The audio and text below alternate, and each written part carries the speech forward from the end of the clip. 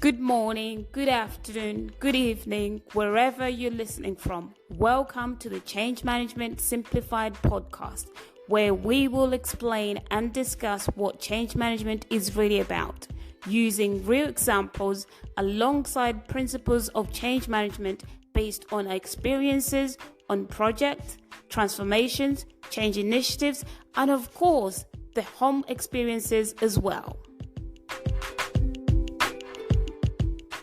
In today's episode, we will continue from where we ended in episode 3, part 2 of Change Management Basics.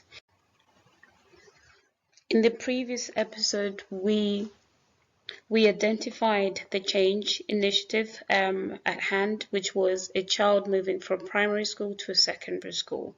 So we focused the episode around the emotions that they go through, and we tried, as a parent, managing this change that the child is going through.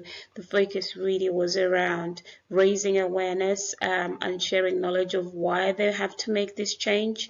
And also, we got to the part of, creating the desire for them to be excited to move to this new school and experience a new world of schooling.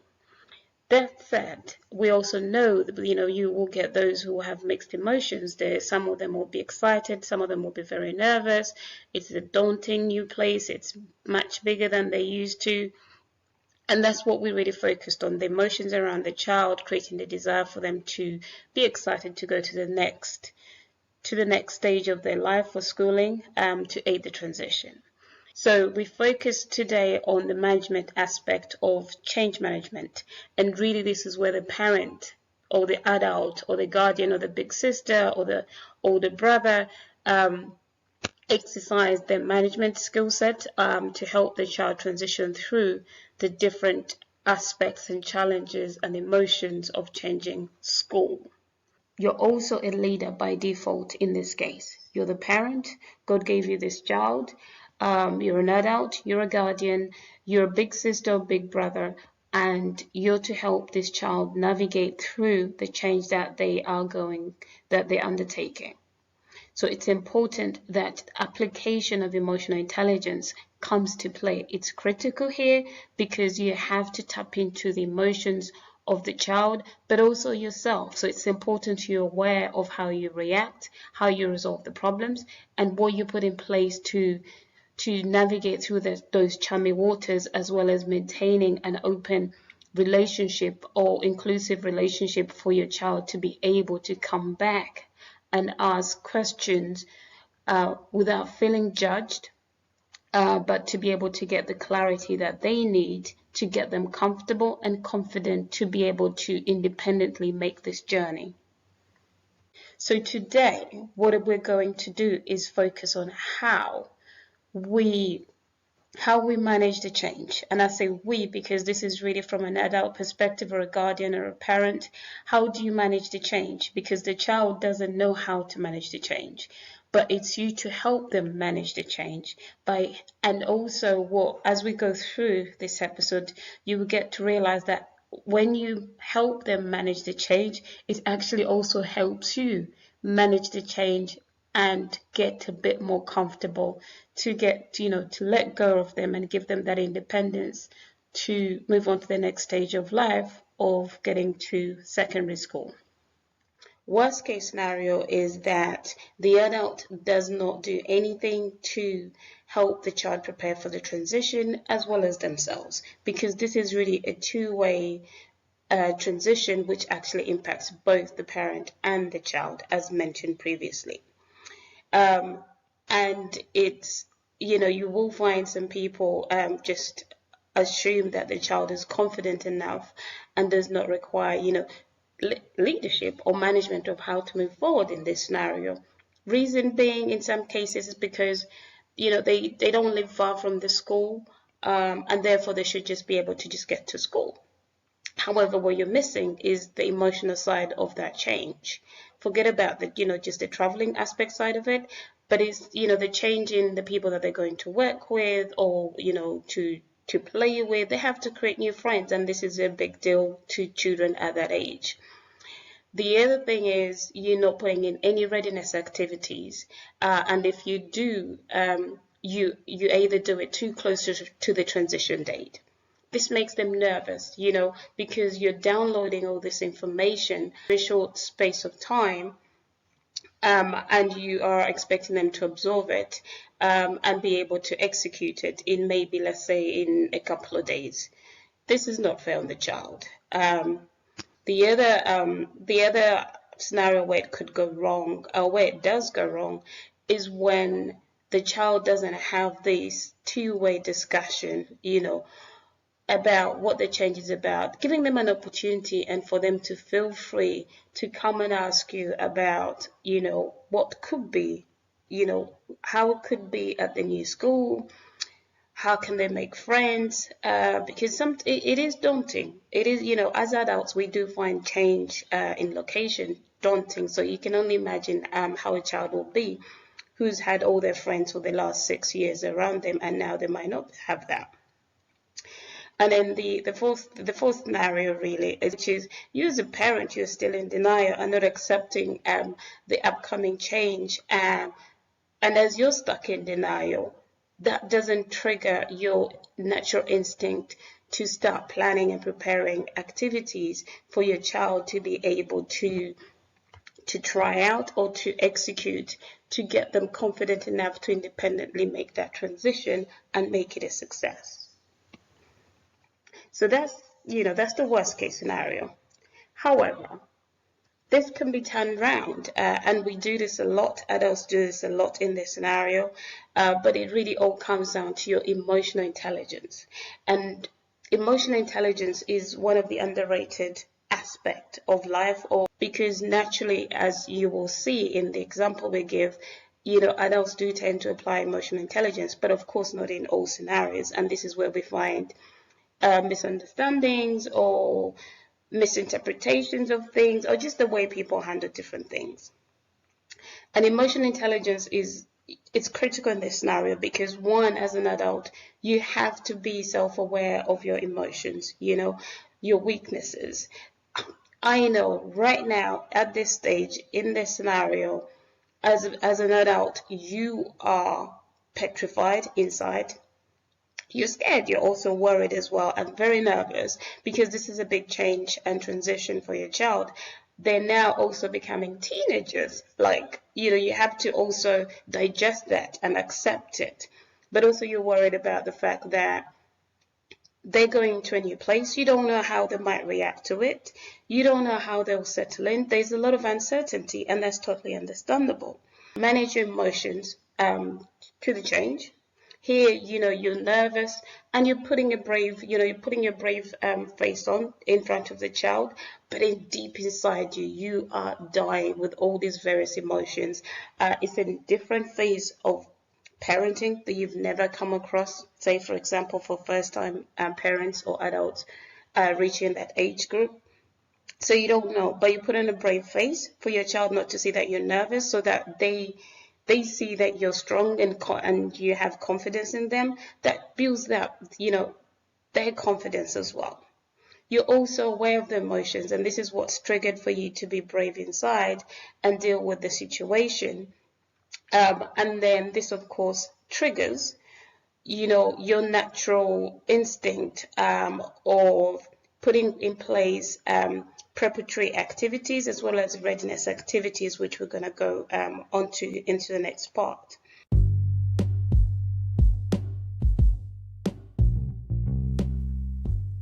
Now, if you find this podcast beneficial and interesting to listen to, do me a favor.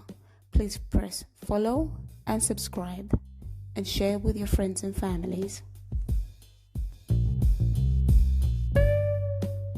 So what would you do next in an ideal situation, or typically what we did recently in our household, because we've just gone through this? We put activities together that would enable them to gradually upskill, and for us to be able to share this knowledge to help them manage expectation. What we also did to help with this transition was we had a lot of verbal discussions, and this is across all family, family members, a lot of verbal discussions about how secondary school would be, what you would find, not to give it, not to make them nervous, but for them to feel like it should be part of a normal conversation, and they shouldn't feel scared to talk about it. We also put together practical activities that they needed to do. In the normal business world, on the project with change, you would put together dry runs and UAT. So why not do that for the child as well? And that's what we did. We, for example, here the child was going to start going to school a little bit further away from home, but independently getting there, commuting there, getting the bus, ensuring that they have to get the bus on time, meaning they have to leave home on time. So we went through all those activities, agreed the time that they should leave home and be able to get to the bus stop in time. And then what we also, in addition to that, we also took the bus route, the typical travel route that they will be taking, maybe about 2 days, 2 days to the start date. We took the typical travel route, talked through the journey, pointed out earmarked buildings or settings that, in case they missed the bus, the bus stop, what they could do, or what they could do. But this really actually gave them an opportunity to see and acknowledge the fact that they would have to make this journey, to help that acceptancy in the change curve for them to build their confidence as well. The first day we did the journey together, but up to the bus stop. They saw the bus, got on the bus, and made them actually request for the ticket from the bus driver. These are things that they've never had to do because they've always been with an adult, and this was a new world for them. So confidence levels were still low, but we needed to get that built up quite quickly. So that's another thing. This enabled us, as was said, to transfer this knowledge gradually. It also increased their confidence and therefore reducing the risk of change resistance, and in turn created a higher chances of adoption, which has happened in this scenario with my family, and lasting success for this particular activity, which is child traveling by themselves to school. Now also, where you might have a child, you're doing the pickup and the drop off at school, you also do the same thing, but in this case, you're driving them and you agree on a pickup point. When you finish school, I'll meet you at this point.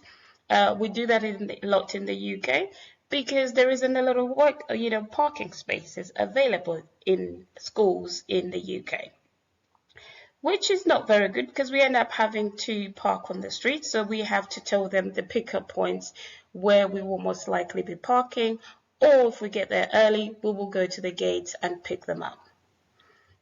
The other thing that we did was we got the child to reread through the school rules. This is important because this is the first time that they're actually coming across strong rules that they have to follow, which have implications and consequences. So this is another stage in their life where responsibility is key and accountability. We had, an open discussion. We clarified any misunderstandings if they didn't understand the implications of the words, but also to make sure that they understood the consequences. For example, if they were late at school, they will get detention. In the UK, this means the teachers will either keep you in for your lunch break or part of your lunch break instead of you going out to play with your friends. No child likes that because they just want to go and play during the lunch break. If you are caught or found using your mobile phone during lessons, they will write a letter to your parents, but they will confiscate your phone as well. So these are the implications that come with breaking the rules, and we needed to highlight the pros and cons and what could happen if these rules are broken. The other item we did was to practice to pack the games kit. Now you might wonder, why am I using this as an example? It's because when you actually go through this phase, you will get to learn very quickly that, one, they don't actually feel like they need to bring back the right clothes back home. They just end up picking the games kit or the t-shirt or the jumper, of the friends who were next to them, in the dressing room. They don't pay attention to the fact that, the name tags within, that you can read your name and make sure you pack the right, t-shirt back home. Secondly, the other bit, you're going to have a lot of missing socks. So do have a spare stash if you can, because this is something that will drive you mad. They will bring back clothes that are not theirs. They'll bring back one sock. So you have to be prepared for the next games day, which is usually the following week. So you need to have enough clothes to be able to get, to make sure they have the full kit. The other thing that we ran through, which was important, was run through the school timetable, which is important to help them manage expectations, but also the responsibility, highlighting the fact that each day is going to be different. It's not the same as it was before, where they sat in one class in primary school and the teacher taught them from there. Here you have to move sometimes from one block to another, and these buildings might be some distance apart. So it's important for them to get to the next class in time, for them not to get into trouble with the teacher by getting a detention. So really what you see here, if you do this properly, you are managing but are also leading. And this is important in this scenario from an adult taking the lead on this, because not always do you have these two roles together. However, in this case, you are responsible for managing the activities, because the child is relying on you to give them those activities and for you to put actions to get these activities across the line. But also you have to lead, be a leader, be clear, be precise, give guidance, be present when they need to be to help them prepare. In the next episode, we will continue to talk about emotional intelligence, because it's key to what we have to do, but also it's a topic that's misunderstood. And in change management, as you can see in this example, it's important that you apply emotional intelligence to at least increase your chances of success. Where it's not applied, you do find severe consequences. And mostly in projects or transformations at work, this sometimes ends up to failure, but sometimes people end up losing their jobs because they're just not aware of their actions, even though they might be in those senior positions. Now, on that note,